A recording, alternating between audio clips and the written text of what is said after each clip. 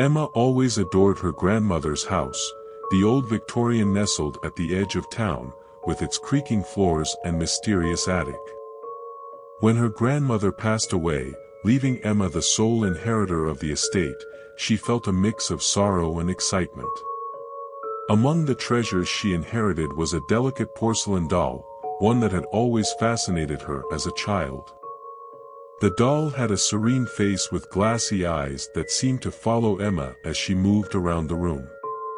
Its presence was both enchanting and unsettling. Emma couldn't shake the feeling that the doll held secrets, secrets that only revealed themselves when no one else was looking. Strange occurrences began to plague Emma shortly after she brought the doll home. Objects would inexplicably move from one place to another, whispers echoed through the stillness of the night, and Emma often woke up feeling as though someone was watching her. Initially dismissing these events as mere coincidence, Emma's unease grew as the occurrences became more frequent and unsettling. She started to believe that the doll was somehow responsible. Its unwavering gaze seemed to hold an intelligence beyond its porcelain features. One stormy night, when the winds howled and rain lashed against the windows, Emma decided she had enough. She couldn't stand the doll's eerie presence any longer. With trembling hands, she carried the doll up to the attic and locked it away, hoping that out of sight would mean out of mind. But the next morning, when Emma descended from the attic, she froze in horror at what she saw. There, sitting on her bed, was the porcelain doll, its expression unchanged but its eyes seeming to gleam with a newfound malevolence. Emma's heart raced. How had the doll returned? She hadn't told anyone about her midnight visit to the attic. Determined to rid herself of this cursed object, she tried again and again to dispose of the doll, burying it in the backyard, tossing it into a nearby river, but each time, the doll would inevitably find its way back into her room. Desperate and terrified, Emma sought help from a local psychic renowned for dealing with supernatural phenomena. The psychic, Madame Leclerc, lived on the outskirts of town in a quaint cottage adorned with crystals and herbs. Madame Leclerc greeted Emma with a knowing smile. "Ah, you've encountered the spirit within the doll," she said, her eyes twinkling with insight. "It seems your grandmother's doll is harboring a vengeful presence."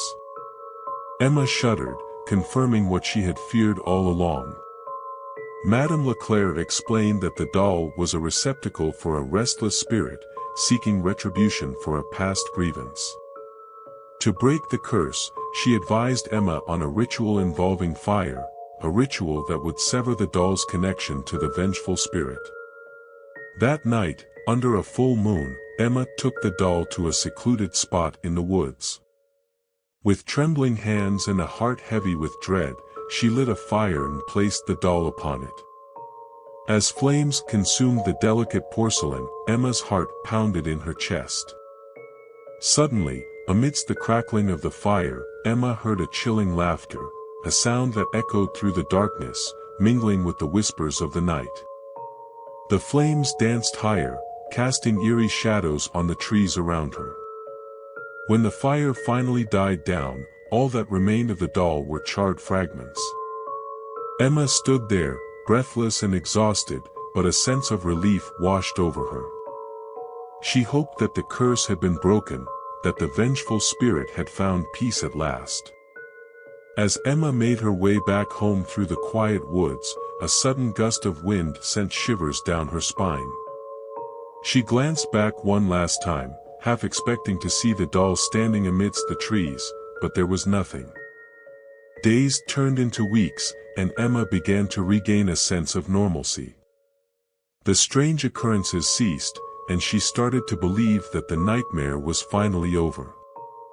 Yet, on some nights, when the wind howled and shadows danced across her walls, Emma couldn't shake the feeling of being watched.